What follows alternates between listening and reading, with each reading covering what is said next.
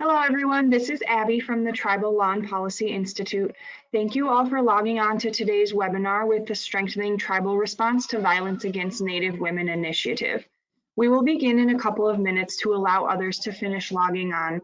Please note that the line will remain silent until we begin.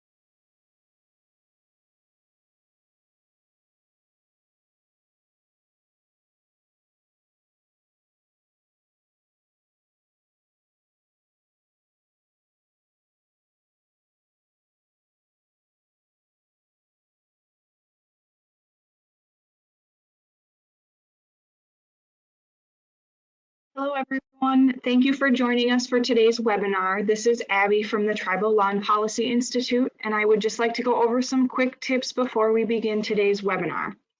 I know most of you have attended our webinars in the past and are familiar with the control panel on the right, but here are a few reminders. Your control panel will appear on your user screen, and all attendees will be muted during the presentation. Once you call into the meeting line, enter your audio PIN number. Use the question box on the control panel to submit questions and responses. And during the discussion portion, please raise your hand to be unmuted if you have any further questions. And to minimize the control panel, use the orange arrow at the top left. And also on your control panel under handouts, there is a PDF of the PowerPoint version to follow along if you would like.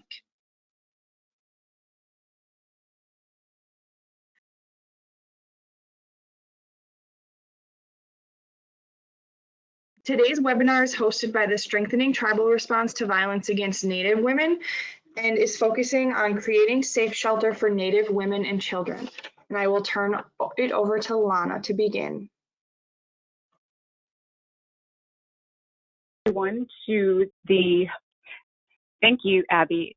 Welcome to everyone to the Strengthening Tribal Response for Native Women. We are located at the Tribal Law and Policy Institute, and this opportunity is provided by the Office on Violence Against Women in partnership with the number of agencies, training technical assistance providers that you see on your screen, which includes the Tribal Judicial Institute at the University of North Dakota Law School, as well as the Alliance of Tribal Coalitions to End Violence and the Alaska Native Women's Resource Center located in Alaska. This is the tribalresponse.org, and we'll be talking a little bit more about the website later. In addition, we also have direct service providers that we work with on this initiative. Next slide.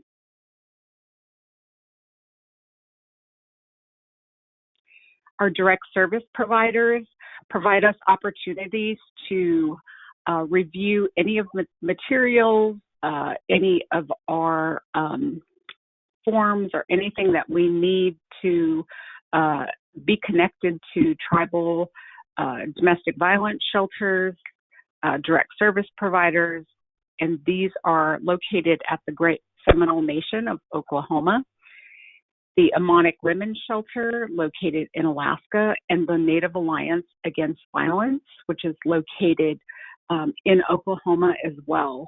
The Native Alliance Against Violence is also one of the 19 tribal coalitions located throughout the United States. Next slide.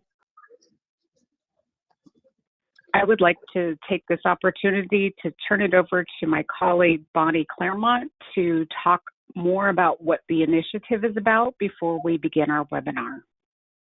Bonnie? Good afternoon, everyone, and thank you for joining our webinar.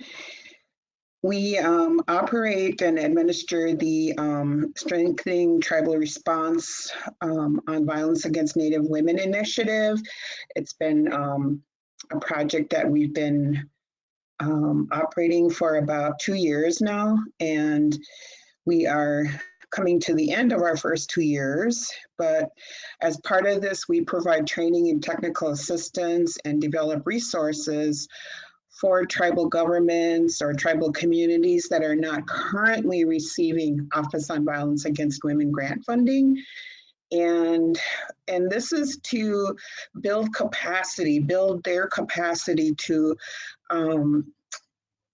develop programs around shelters, such as we're going to be discussing today, shelters and safe houses to help tribes develop coordinated community responses and sexual assault response teams, also to be able to develop or administer tribal protection orders in their tribal courts.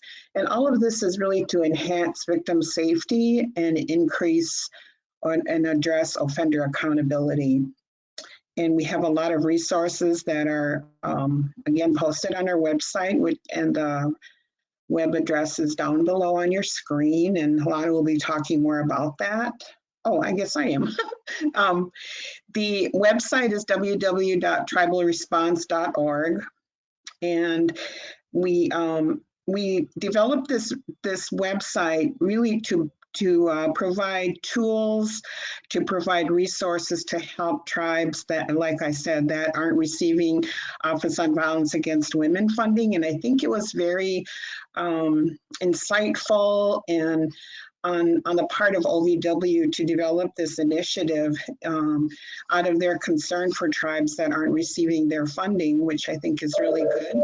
But the website features a lot of resources and tips for strengthening responses and to prioritize victim safety and offender accountability. You'll hear us say that a lot on these webinars and in our trainings, that this is really our focus because, as we know, the rate of domestic violence is very high. We also post resources on tribal protection orders, how those are developed, and how tribes can implement those kinds of programs. And then also critical resources for victim safety planning to help victims really to develop safety plans, to find resources in their communities that would help them. And also resources to design, implement community education awareness. It's so critically important that tribal communities continue to provide this kind of education to their tribal citizens, because again, if someone's going to report or disclose that they've been abused, they've been battered or raped, it's probably going to be to a relative, a neighbor, a friend. So it's really important that the community is aware of this problem or these problems. And then also we also have information on community and systems-based victim advocacy. And I've also done webinars on that just to provide more information on what is advocacy, especially from a tribal perspective, because it varies significantly in a tribal community how advocacy is done, just because of the jurisdictional issues and the need to incorporate cultural responses. And all of this, like I said, is to increase tribal capacity to develop and sustain shelter and safe housing, along with all of the other TTA, the training and technical assistance that we provide. So as part of that, today we'll be focusing on shelter and safe house development. Next slide.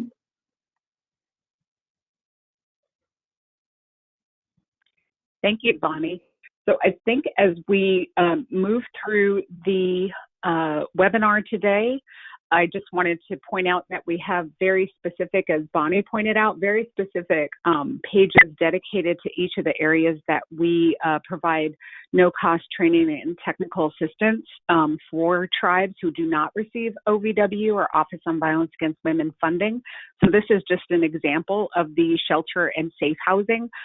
Jermaine, who is going to be our presenter today, provided us with wonderful resources and information regarding shelter and safe housing as we were putting together the website. So this is actually the second in a series for shelter and safe housing that Jermaine has presented on. You can find all of our previously recorded webinars on our website, located under each of the areas that Bonnie highlighted. So if you missed today's webinar, this actually will be posted on our website as well.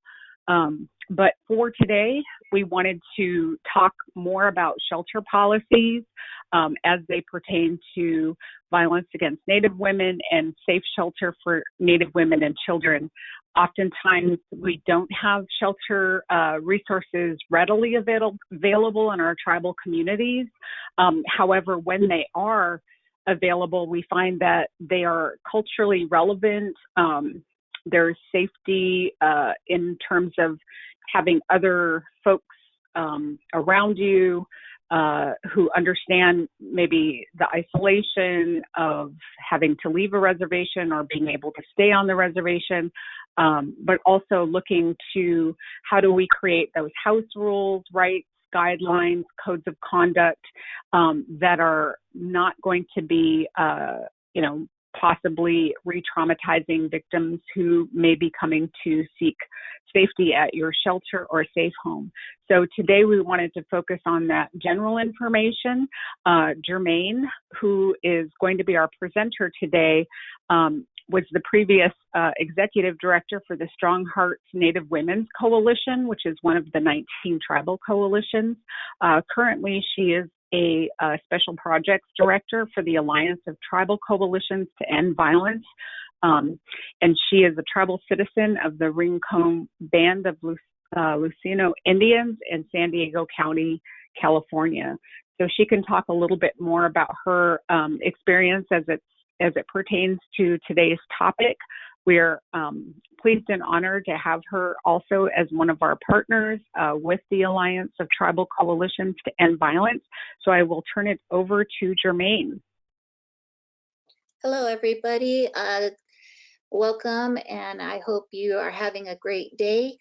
Like Lana said, my name is Jermaine Omish Lucero, and I am the tribal citizen of the Rincon Band Luceño Indians, and I've been working as an advocate for over 20 years. And while I was executive director for the Strong Hearted Native Women's Coalition, we did form a tribal shelter in our area in Southern California, which is operating right now. It's called Quicha, which means house in our Luceño language. And so it was an endeavor. And so some of the topics that I'm going to be talking about today is some of the lessons that we've learned. It's an ongoing process. So it's not having a shelter in any capacity, whether it's tribal or non-tribal. It's not a cookie cutter type of process. It's always going to be developing. Next slide, please. So just to go through some basics, starting a shelter is very difficult in the sense that there's a lot of components that go to it. But just to remember, for victims, it's very difficult as well. So some of the difficulties that a victim goes through when they're, have to consider the safety of themselves and maybe their children, even their pets. When leaving an abusive situation, there are many factors that come into play when victim is deciding to go into a shelter. One of the main things is finding a shelter that has beds available. A lot of times there's, depending on the time of day, when they, if it's in the daytime, it might be a little bit easier for a person to go into shelter. But even with that, there's still a long intake process. But now if this happened in the evening time or, in the middle of the night, sometimes this process takes even longer. And if you're having to, gather up your children and try to, get to safety, it becomes a whole process. So to keep that in mind when you're setting up your shelter, the intake process. A lot of times, shelters require classes like on substance abuse. There's so many different types of classes. A lot of times the shelter will require of their tenants that sometimes don't have anything to do with the reason why they were leaving an abusive relationship. A lot of times in shelters, specifically in non-native shelters, there's a lack of traditional or culturally appropriate services. Another red flag that comes up for a lot of victims is that there's so many restrictions on a lot of shelters. So like lockdown services, sometimes shelters will not allow the clients to go to work. Most shelters do not allow boys 13 years or older in their shelters, and that's really red flag for a victim, because I know as a mom, if I had to go in a shelter and I had an older boy, I'm not going to leave my child home with an abuser. So that hinders a lot of victims from going into a shelter. Of course, there's other issues that become a safety issue when it comes to substance abuse issues, if a victim is a user, a lot of times shelters will not allow a client into their shelter if they're using. A lot of times they'll mandate that they have to go into a substance abuse program before they can even go into a shelter. And so this becomes a hindrance for them as well, because a lot of times there's also a difficulty for victims to get into any kind of program. So there's a lot of barriers to consider when a victim is leaving abusive situation to get into a shelter. Next slide, please. So this was from a community, tribal community that had this quote. It says, "Our community lacks resources for accessing and sustaining shelter or safe housing for victims fleeing violence. Can you help us address this issue?"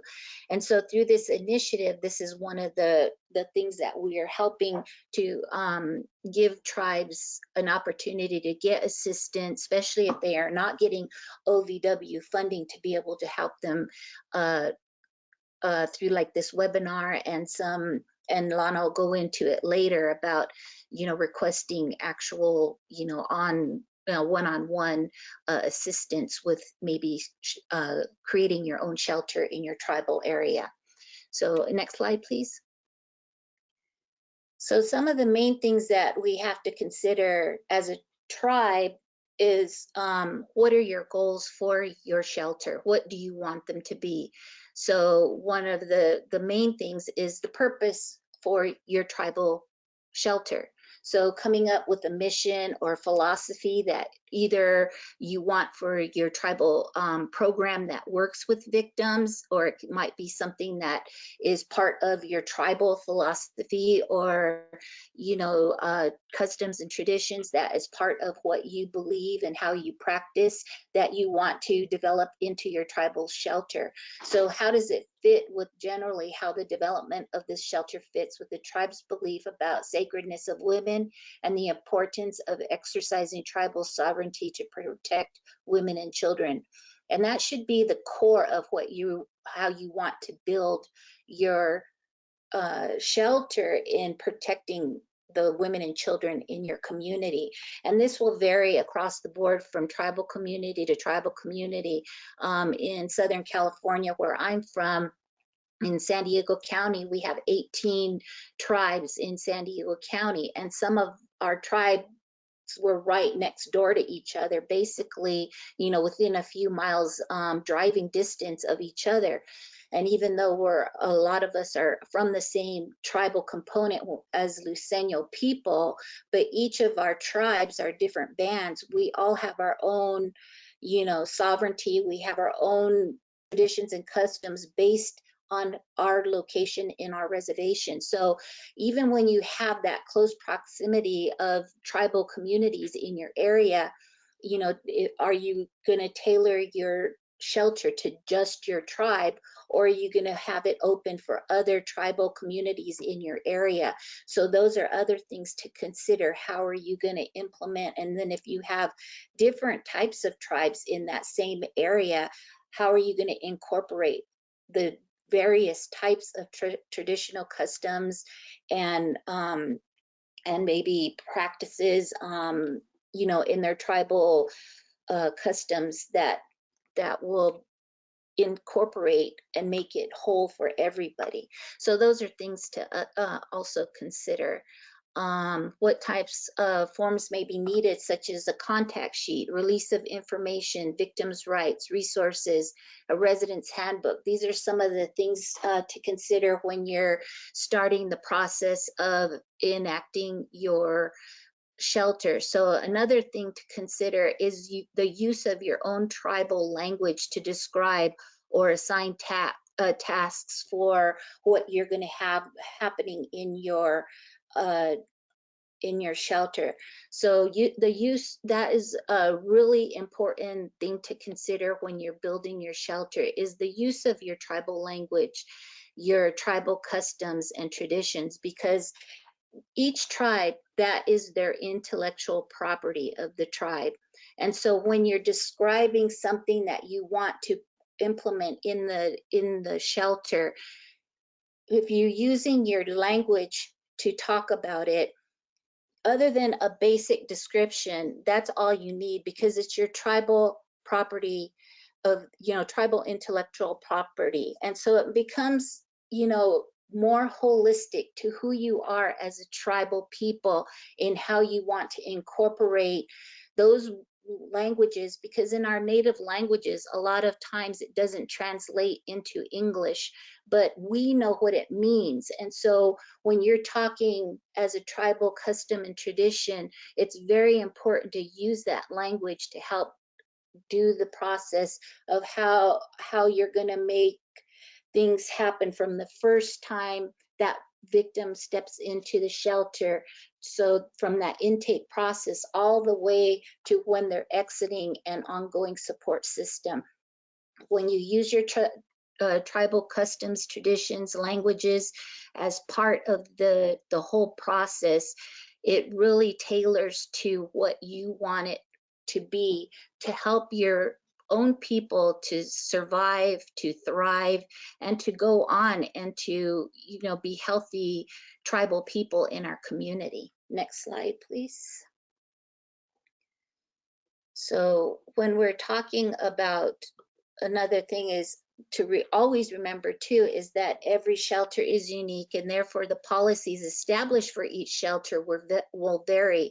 So that is one of the basic things. You have to have some basic codes, processes in every shelter, but everything should be based on your tribal community and how you want to build it to provide the best safety and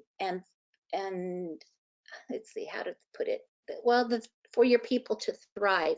Because once the person leaves the shelter, they're most likely going to come back into our own tribal community. So what do you want that person to be like when they re-enter into our tribal communities? We want them to be strong. We want them to have resources and services provided. We want them to be healthier. And as we know, in a lot of our tribal communities, our women do come back to their men and to the abuser. So we also have to take that in consideration when you're talking about the shelter policy, when they're exiting the shelter. What kind of services are in place that will help that victim readjust back into the home? But you don't want them to just go in blindly either. You want to also maybe have some type of system in place that when they go back, that the perpetrator is also getting some kind of services, whether it's a different type of program in your tribal area, if it's through your Indian Health Services, but having some kind of process that also helps the family as a whole, not just as that individual victim or the children. So next slide, please. So consideration for your shelter is also the location of your shelter. Is it going to be on the reservation, or is it going to be off the reservation? So if you're going to have your shelter on the reservation, looking to your own tribal codes that are in place, will they have anything to do in how the shelter is run? There's safety issues and ordinances that are in place on our different tribal reservations. So will that affect how you're going to run the shelter? If the shelter is off the reservation, also be aware of the types of city ordinances and county ordinances, state codes that are in place that would affect your shelter. So even though it's a tribally run shelter, if you're having it off the reservation, these are other things that you will have to consider when you're developing your shelter system. Next slide, please. So other items to consider when you're looking at building the shelter is, in the process, is your action plan. What is the action plan for that individual person? This takes place in the intake process. And when a person is coming into a shelter, you don't want to bombard them right away. Be considerate of them. All this stuff will take place eventually. So don't be so stringent that you can't have a person come into shelter and, well, they didn't do their intake, so they can't do this, they can't do that. You got to give people a little bit of space to kind of, they're in a traumatic situation, being taken from one situation and put into another. And sometimes, every victim has their different ways that they're going to process that, whether they're an individual person or they have even one child or 5 children that are going to be going with them. So these are things to not have your facility so stringent that you're going to end up turning people away. You got to have a certain basic things that are going to be in place, and that's for the safety not only of that victim coming in, but also for the other people that are in the shelter as well as your staff. So you have to have the basic things that are going to, policies and that are going to be in place, but you also have to have some leniency to some of that stuff. So when the client has gotten situated in the shelter and is posted up there, then, maybe revisit the action plan with them, let them know the schedule of hours, where, they can come and go from this time to this time of a night, maybe 10 o'clock at night is quiet time. So after 10 o'clock, everybody has to be in their rooms, everybody has to be in bed or at least in their rooms, and it's quiet time. Keep your kids in order. They can't be running around. If they have to go to the bathroom, they have to be escorted, little things like that. So these are things to, be expected, expected behavior for the staff as well as for the residents. But what are the roles that the staff plays? Are you going to have somebody who's going to be on call 24/7 in the shelter, or are they just going to be on call that if an incident happens, there's somebody who's going to be on call that would respond? So these are things to be explained to not only the client, but something for you to consider how you're going to have your shelter set up. Things as simple as the residents' belongings, keeping the place clean, confidentiality, where are they going to get their mail, who to call in case of an emergency, having access to the tribal cultural practices, violations if they do violate the code of conduct, but what does that mean? So these are just things to kind of really think about. Smoking policies, a lot of times, the clients smoke. So are you going to have a designated smoking area? And, in some states, marijuana is legal, but that's one of the things we stress is that there's no use of alcohol, no use of drugs, and that would include cannabis. So those are things that you need to be considerate of what you're going to allow in your shelter. And this also pertains to even a laundry schedule, a meal schedule, visiting hours, who's going to be allowed to come visit. Are you going to even allow people to come visit? A dress code, you don't want people to be in their pajamas all day long. People should maybe have a time when they, have to get up and then they have to be dressed. They can't be running around the shelter in just their jammies or what, things like that. So be considerate of others as well as themselves. So these are things to keep in consideration of what they should or shouldn't do in a shelter. Especially one of the things that we had a run-in one time in our shelter of somebody bringing a weapon. And, we didn't think about it until after, and that was one of the things is that we didn't search clients coming in. That's one of the things we do not do.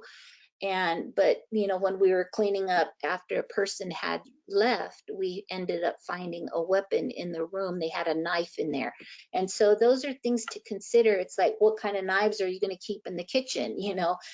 Being accountable of, how many knives you have in the butcher block, and being accountable for where those things are in the shelter, in the kitchen, just so that that knife doesn't walk off and end up in somebody's room. Having the kids being supervised so that they're not having access to any of that kind of stuff. Next slide, please.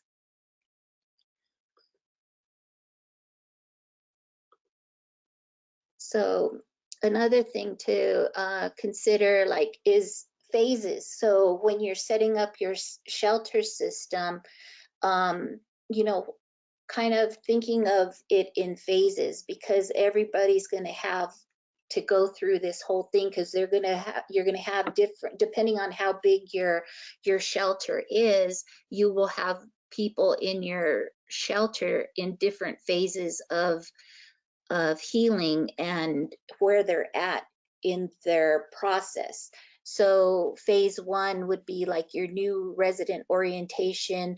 So an example would be like meeting with the advocate that is handling their case, going over the shelter code of conduct, do they have a transitional plan in place, kind of discuss a possible length of stay, and that can change daily depending on where that client is at, whether they have a place to stay further outside of shelter, they maybe they have an apartment that they're waiting on, or maybe they're planning to move back home with mom and dad, but they needed time for the house to get ready for them or something. So, and then some people may not have any place to go at all, and they might have to find where wait on getting a job to be able to provide for like an apartment building and things as that. So the discussing the length of stay, so that might change. Services and evaluation, what kind of services might be available to them, and also evaluate their process in doing some of these services. Also maybe even having the client themselves have a evaluation system that they can evaluate the shelter itself. And that sometimes we don't like to have bad reviews, but sometimes having those reviews helps us and make improvements and see where, okay, we're lacking in this part, and we need to improve. Hey, we're doing good in this situation. So having those evaluations on both parts is really good to help move people along, but also see where you're thriving, but also where you see that you need improvements. Establishing goals and objectives for the clients.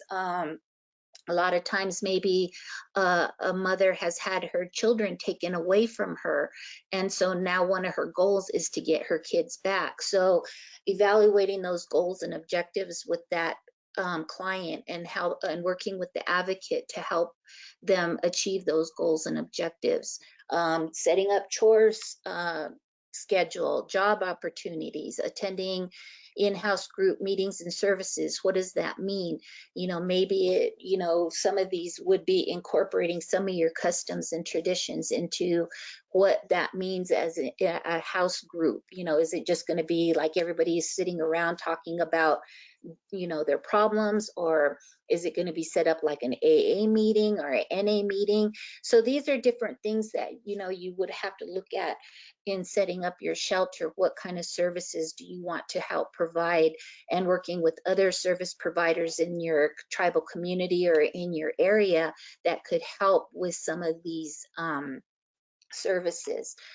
Phase 2, maybe now that they're an established resident, are they working and completing their goals and objectives? Are they looking for work? Are they going back to school? Do they have the documents that they needed? Or maybe this is the phase now that they've been in the shelter for maybe a couple of days to a couple of weeks. Now they need to get documents such as a driver's license or their birth certificates for their kids, maybe social security cards and such. Do they need services such as TANF or WIC, or do they need counseling? So so when you start doing these phases, this really helps streamline how the flow of the shelter will run. And by the time they get to phase 3 or phase 4 or phase 5, depending on how long you want to establish this, and every victim is going to be different. So you would have those different phases for different things of how you want to set it up. Next slide, please.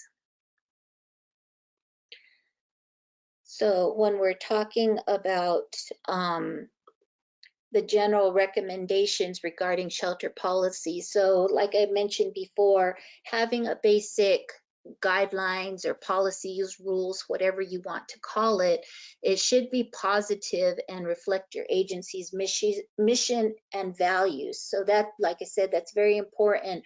What are your tribal goals, and what do you hold dear as a tribal community? And so that's what you want to reflect back into your shelter. So all the written material and program gives clients, including the rules, guidelines, program policies, should be friendly, invite cooperation, collaboration, and mutual accountability in their tone and wording.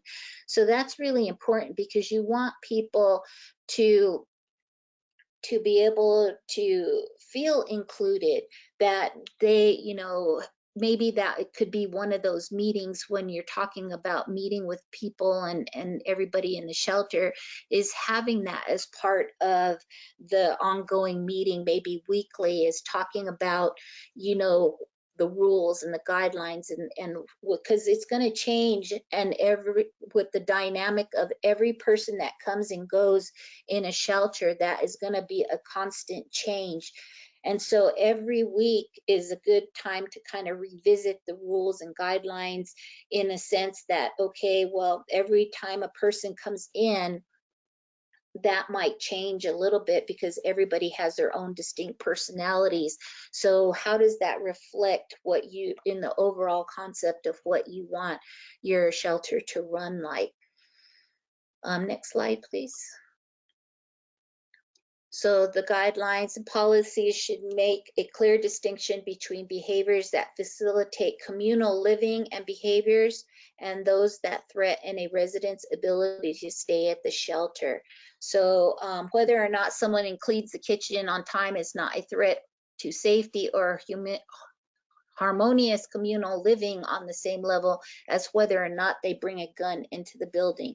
So these are things to consider. You want to have enough flexibility that you're not so stringent with people in this living space, but you also want to have enough rules and guidelines in your structure that allow for safety, but people to, okay, maybe they're having an off day, and one of their children were sick, and they fixed their child a meal, but then didn't have time to clean up because they had to get back to taking care of their child. So these are things that, are understandable. That's just how life is in general. But sometimes things like this could add to flare-ups between clients in a shelter, because people are already on a short fuse, so to speak. So you have to be able to allow people to have feel safe enough that they can let their guard down enough, but you don't want them to just totally blow it out of proportion either. So having rules and guidelines is really important, but having that in mind, there also has to be some flexibility with how people perform or behave in a shelter system. Next slide, please. So generally, we focus to strive on advocacy versus rule enforcement. So if advocates are spending the bulk of their time on rule enforcement, precious resources are being misused. So that's why it's very important to think as an advocate and not as a police officer.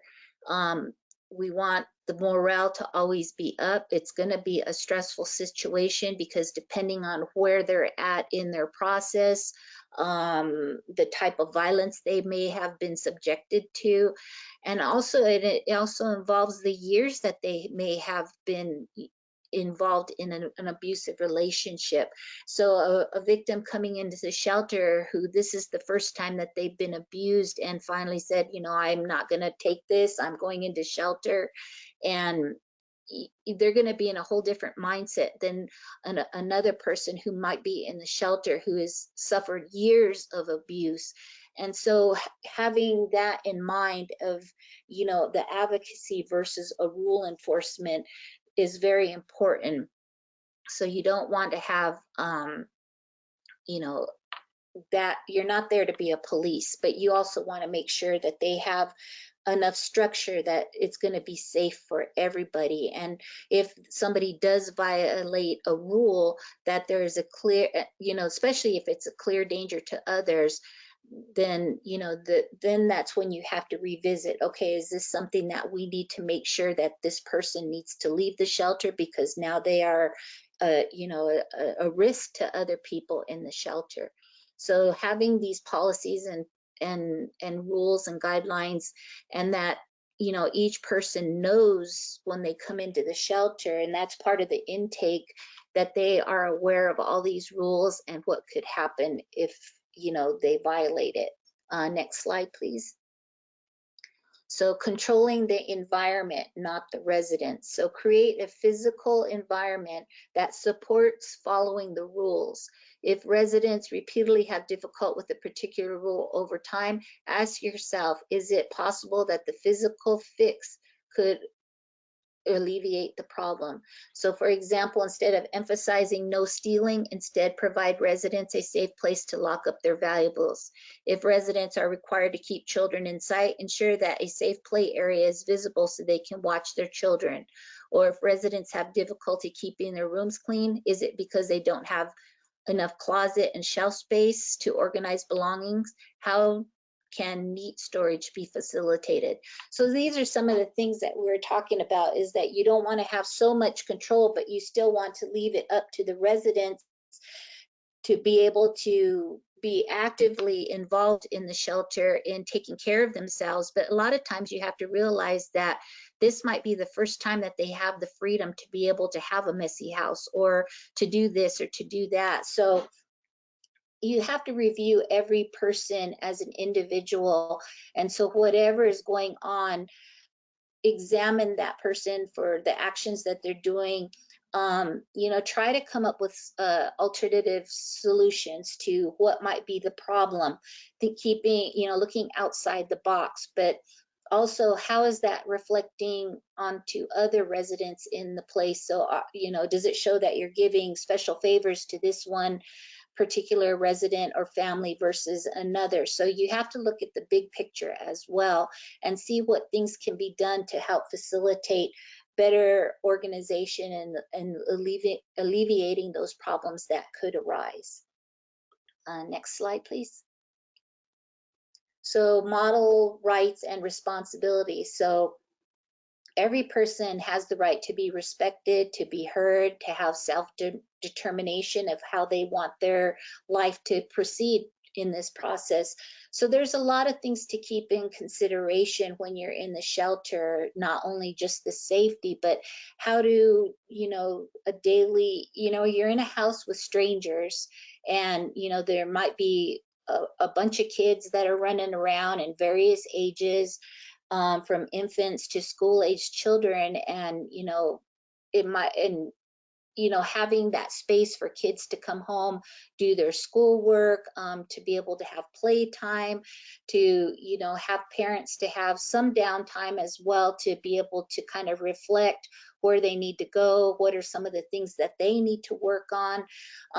Maybe they need parenting classes themselves. How do they be able to react within the structure of the shelter? So setting up rights and responsibilities, even having them, well, what do you see as their role? Maybe them coming up with some things that they would like to see themselves do within the shelter system.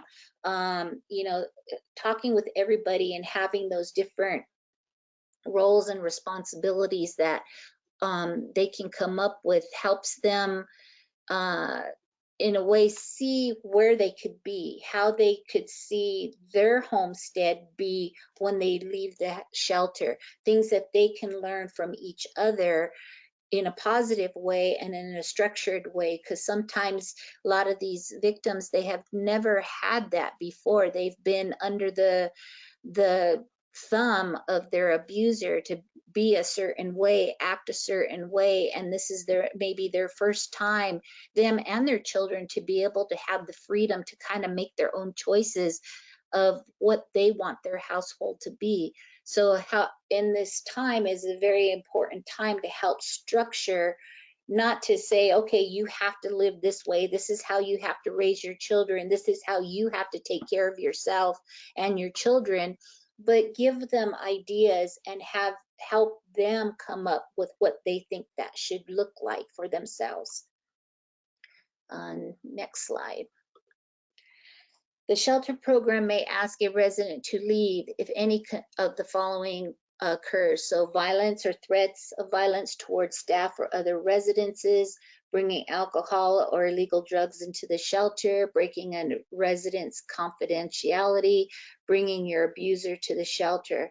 So trouble with other responsibilities that relate to communal living, the staff should work with the residents individually and through in-house meetings to create a plan that works with the individual resident as well as others to facilitate harmonious group living. So this is really important. That's why I said having those weekly meetings with everybody. Sometimes it could seem redundant and repetitive because you might be saying the same thing every week, but it's good to always have that as a way to bring everybody together, have people be able to talk about some of the things they're dealing with, but it's also a way to touch base with everybody and also celebrate those that are doing a good job and honoring where people are at that time, to be able to say, hey, Sally's doing really good, she found a job, or hey, so and so's child is got straight A's in their report card. So taking those time to be able to also celebrate some of the things that they're doing.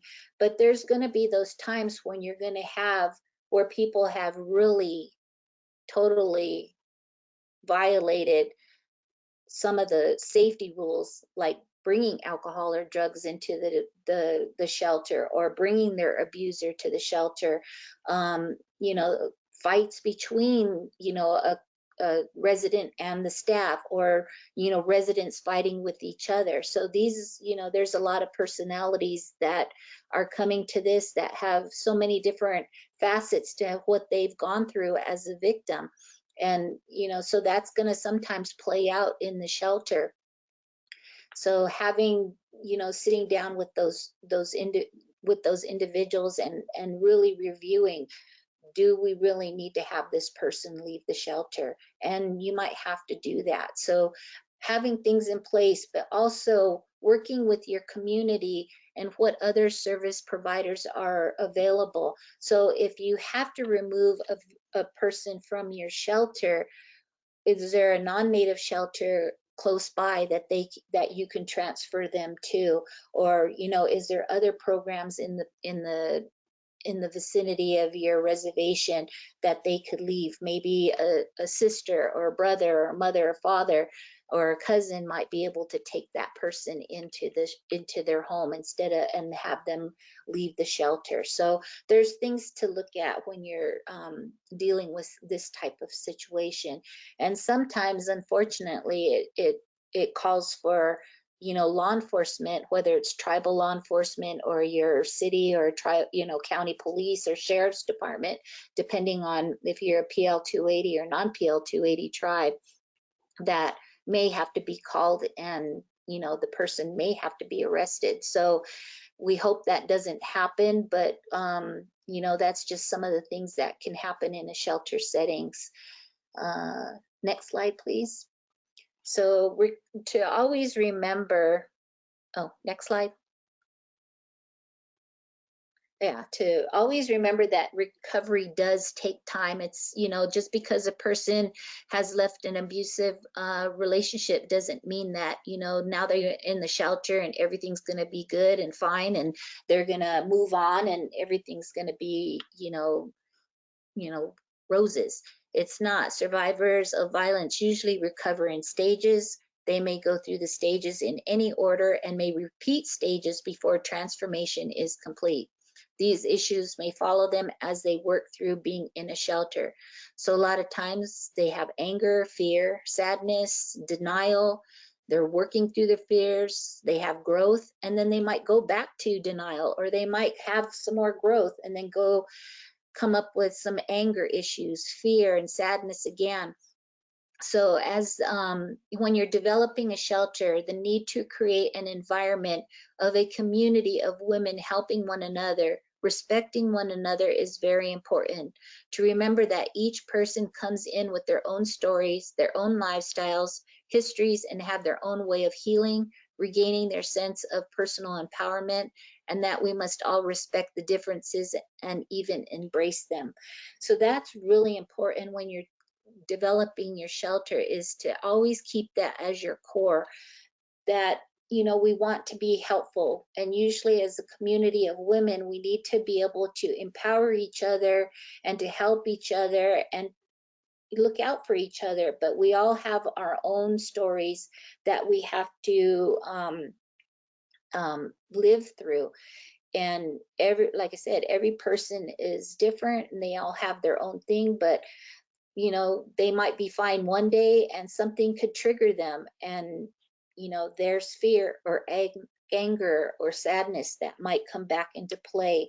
So you got to be mindful of having that advocate accessible for them. But look to your shelter services. So what other things can be helpful to bring people in, like a therapist, or having counseling, or even a kids day out where the kids will have a structured, organized maybe event that the kids can do where they're at play or doing something, crafting with the kids, that gives the parents that are in the shelter some time to just have time to themselves, that even if it's for an hour, to help them work through some of this, because it takes time and things will trigger them to their sense of what they need to continue to thrive and get back on track. Next slide, please. So some of the main benefits of a native shelter is that you can develop specific services to your native culture, to your tribe. What are your healing? What are your cultural, traditional, and spiritual ways?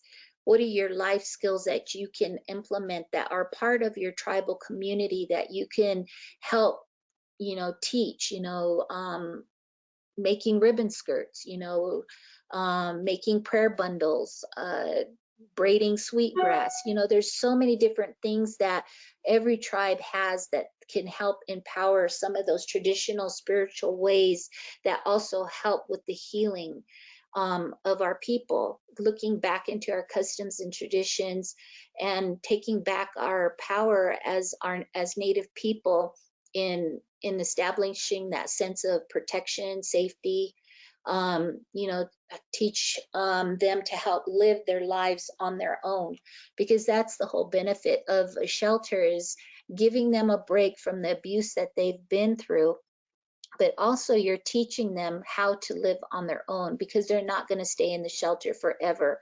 So you have to give them guidance into teaching them, even if it's simple things like balancing a checkbook, applying for a job, maybe getting their GED, finding work, and being able to provide for their family.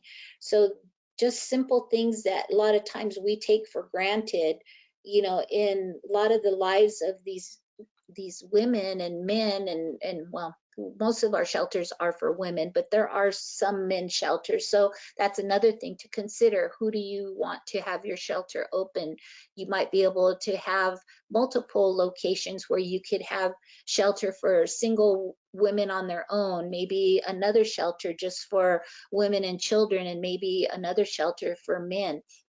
So, that's the beauty of our tribal communities, is that we can tailor shelters to how we would like them. And so those are things to also consider. And one of the main things I didn't put on as a bullet, but one of the things to also consider when you're having a victim getting ready to leave the shelter is to celebrate their graduation from the shelter, because that's a big step. You know, if they're able to go through the program or go through the system and they're doing everything and they've become empowered, they're, you know, they're now safe, they've learned life skills, and now they're ready to go out there on their own, celebrate it. That's something that should always be done, because I don't think we do it enough. And you know, whatever that takes, of, you know, getting them a cake, or, you know, just acknowledging them with a certificate or something to show that, you know, you're celebrating the process that they went through and that they're going out on their own. And, you know, that helps boost their self-esteem. And it also helps them to think, hey, I can do this. And they know that there's other resources there for them, you know, having that ongoing after they leave, you know, what is in place for them after they leave the shelter. So giving them a list of resources of, you know, that they can tap into to help them keep on that path, and that hopefully they won't fall back into getting into another relationship with an abuser and, you know, starting the process all over again. So those are things that should be celebrated, that they can be empowered and that they can thrive out there on their own. Next slide.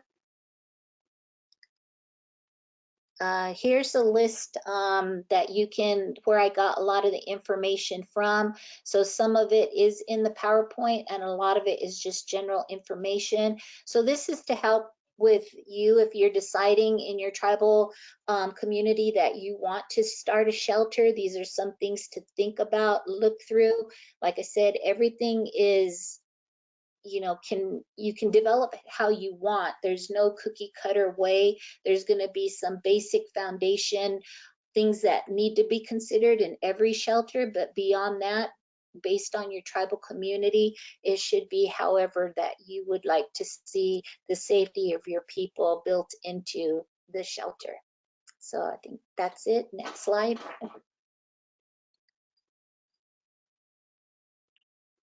Thank you, Jermaine. So we would like to open it up for questions at this time for Jermaine. Abby, did we have any questions? There are no questions right now. Great. Next slide.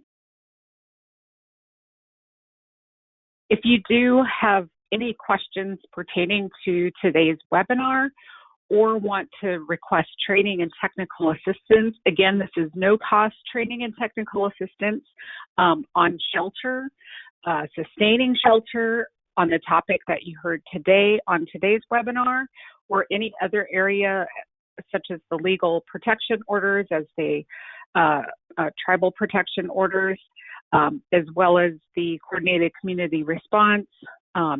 Bonnie Claremont, who is on our call today, also does training with tribes on sexual assault response teams or CERT teams. So if any of these areas are of interest to you and you would like to request training and technical assistance, our information is located on the screen. Otherwise, you can visit our website at www.tribalresponse.org. Next slide. Or if you have specific questions for Jermaine pertaining to her content today, any additional information that you would like to seek, this is Jermaine's contact on the screen. We also have the Creating Safe Shelter PowerPoint that is located on the chat box on this webinar today that you can download. We would like to thank Jermaine, Bonnie, Abby, and all of you for attending today's webinar. Stay safe and stay healthy. And again, thank you so much, Jermaine. Thank you. Thank you.